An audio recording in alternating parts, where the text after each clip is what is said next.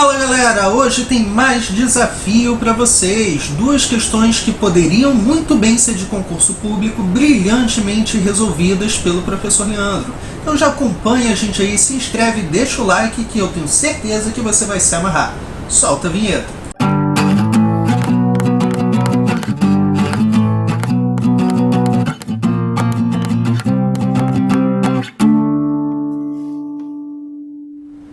Vamos lá, galera! Hoje nós vamos treinar aí com dois desafios rápidos.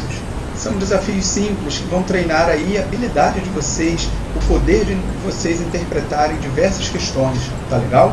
E vocês vão ver que é super fácil quando a gente aprende a organizar a nossa estrutura de exercício.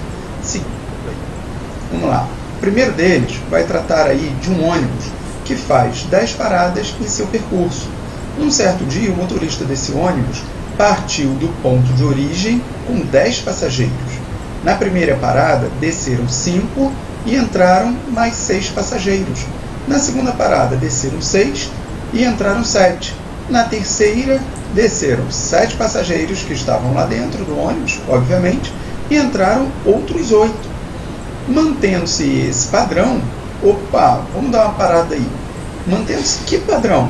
Reparem que em cada parada sobem exatamente uma pessoa a mais do que a quantidade que desce. Olha aqui, na terceira parada, desceram 7. 7 pessoas que estavam lá dentro do ônibus desceram e, em contrapartida, entraram outras 8. Então, reparem que em cada ponto, em cada parada, eu aumento exatamente de uma pessoa o total de passageiros que tem dentro do ônibus. Então, mantendo-se esse padrão até a 10ª parada, vamos ver o que ele pede aqui. Com base nessas informações, considerando que o limite de passageiros desse ônibus seja de 23 pessoas, responda os quesitos a seguir. Vamos lá?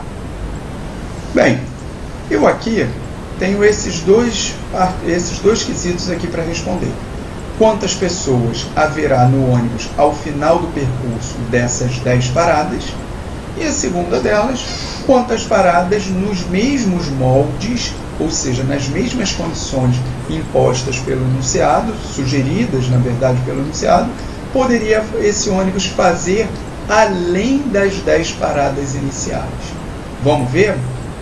Bem, o que eu faço aqui é o seguinte, eu vou primeiro organizar todas as informações que eu tenho, que já estão lá expostas no enunciado.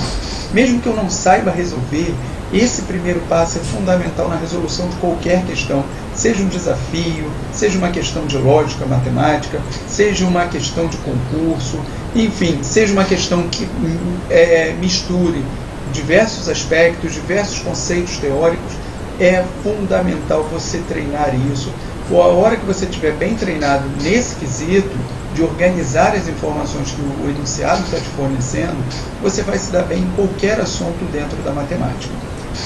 Primeiro deles, ele fala que é um ônibus que faz 10 paradas. Essa é a primeira proposta, ou o percurso padrão desse ônibus. Ele fala no motorista. Eu boto esse motorista aqui em vermelho por um detalhe muito simples. Reparem que lá na primeira questão, ele pergunta na letra A o total de pessoas e não o total de passageiros. Se eu esquecer de somar esse motorista, eu vou errar. Ok? Afinal de contas, ele não é um passageiro, mas é uma das pessoas que está lá no ônibus. O ponto de origem, o ônibus sai desse ponto de origem com 10 passageiros. Na primeira parada, descem 5 e entram 6. Segunda parada, descem 6 e entram 7. Esse está exatamente dessa maneira no enunciado. Eu só apaguei o que não interessa, que é como se eu estivesse fazendo o recorte somente das informações. Aqui, terceira parada, descem 7 e entram 8. Então isso me facilita a ordenar, a estruturar, a organizar as informações que eu tenho para eu poder resolver. Seguindo aqui, mantendo-se esse padrão até a 10ª parada. E o limite são de 23 pessoas. Reparem, olha aqui, primeira parada, desceram 5, entraram 6. Então, em termos quantitativos, é como se simplesmente não descesse ninguém e subisse apenas uma pessoa. Se já tinham 10 passageiros, passaria a ter aqui na primeira parada 11 passageiros. Na segunda parada, desceram 6 e entraram 7. São 7 pessoas diferentes das que estavam lá dentro. Mas mesmo assim, no quantitativo geral, eu estou acrescentando apenas uma pessoa nesse total do que já havia lá no ônibus. Bem, quando ele saiu da primeira parada ele tinha 11 passageiros, os 10 mais um daqui, agora eu vou somar mais um. Vai passar a ter 12. Como é que a gente solucionaria isso daí? Olha lá, ó. A cada parada acrescenta-se um passageiro no total de passageiros do ônibus. Então, já tinha lá 10 passageiros, agora eu vou ter um passageiro por cada uma das 10 paradas. Então, vou ter aqui 10 vezes 1, mais os 10 passageiros iniciais. Então, seria um total de 20 passageiros. Mas olha a nota aqui, ó. Não esquecer de somar quem?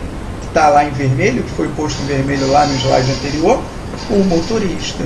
Então, essa resposta aqui não seria de 20, seria de 21 pessoas. E não é de estranhar se isso caísse numa questão de concurso e já lá, como uma das opções, às vezes já lá na letra A, para ser mais tentadora, a pessoa perguntasse o total de pessoas ao final das 10 paradas, mas colocasse o 20 já lá na letra A. Porque depois de toda a atenção, de todo o cálculo, você chega a 20 e vai lá na pressa, no afã de acertar a questão, e marca a letra A, quando na realidade você não pode esquecer de somar o motorista. Ok. Agora, lembrando aqui, no final das 10 paradas iniciais, você tinha um total de 20 passageiros. Os 10 iniciais mais as 10 pessoas que subiram. Aí agora eu não estou falando mais do total de pessoas, estou falando apenas dos passageiros. Porque na letra B, ele já pergunta o seguinte: quantas paradas a mais, vamos grifar esse a mais ali, quantas paradas a mais esse ônibus poderia fazer, ok?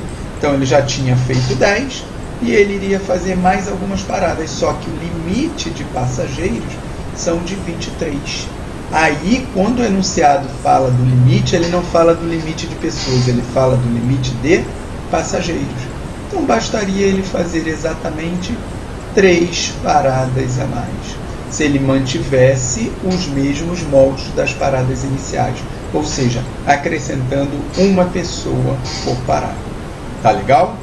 Beleza, gente? Então, isso daí é um tipo de pegadinha que até numa roda de bate-papo dá para você jogar uma dessa daí e te garanto, é uma coisa simples, mas que depende apenas ali de você ter atenção.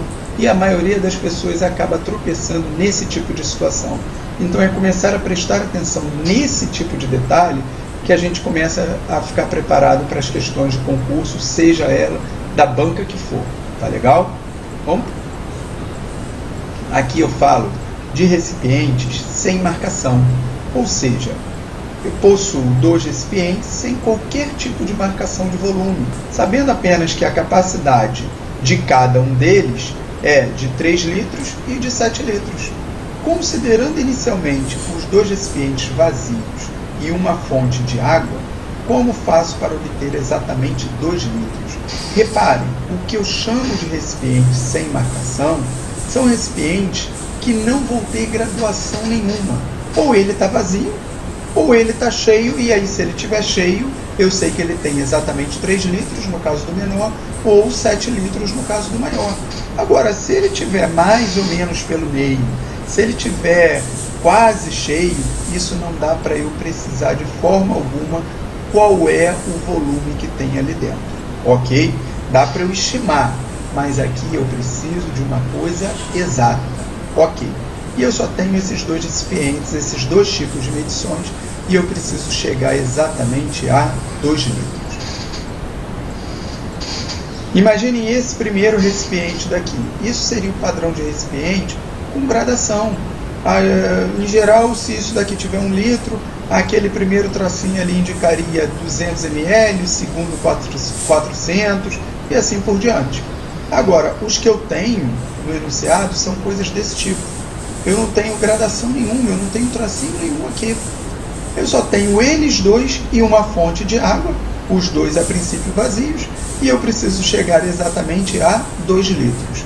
Esse daqui é o enunciado que estava lá no slide anterior. O que eu posso fazer? Primeiro, vou encher esse daqui até a boca. Então ele terá exatamente 3 litros. Pego esses 3 litros e derramo aqui. Professor, por que não enche exatamente 3 litros aqui de uma vez? Ora, porque eu não tenho nenhuma marcação indicativa aqui de 3 litros. Aí vou encher novamente esse daqui, vou jogar lá. Agora eu vou ter um total de 6 litros aqui dentro do recipiente de 7. 6 litros que se originaram de 2 vezes esses 3 litros aqui. Para eu chegar no total, está faltando exatamente 1 litro. Porque se a capacidade é de 7, eu derramei 6 litros aqui, está faltando 1 litro. Agora sim, quando eu encher esse recipiente pela terceira vez, eu vou derramar aqui até terminar de encher esse maior. Só que se estava faltando 1 litro, quando eu tirar 1 litro daqui, vão ficar sobrando exatamente 2 litros aqui no recipiente de 3. E aí, bingo, eu consigo chegar lá nos 2 litros que eu estava precisando. Ok? Então, gente, com esse tipo de jogada, eu consigo extrair dali alguns volumes específicos. Óbvio, 3 litros seria muito fácil. É só encher aqui e já tenho 3 litros. Se ele me pedisse 7 litros, só encher esse, eu já teria 7. Agora, 2 litros não é tão óbvio assim. E agora, fica aí para vocês o desafio de exatamente nos moldes do enunciado anterior, com aqueles mesmos recipientes, vocês calcularem aí 4 litros e 6 litros. Como é que eu obteria exatamente 4 litros? Como é que eu obteria exatamente 6 litros? Tá certo? Fica o tubarão aí de lembrança. Até a próxima. No nosso próximo vídeo a gente posta a resposta dessa daí. Espero que vocês até lá já tenham conseguido resolver. É fácil. Repassem a estrutura do exercício anterior que vocês vão conseguir resolver essa daqui. Tá bom? Grande abraço. Até mais.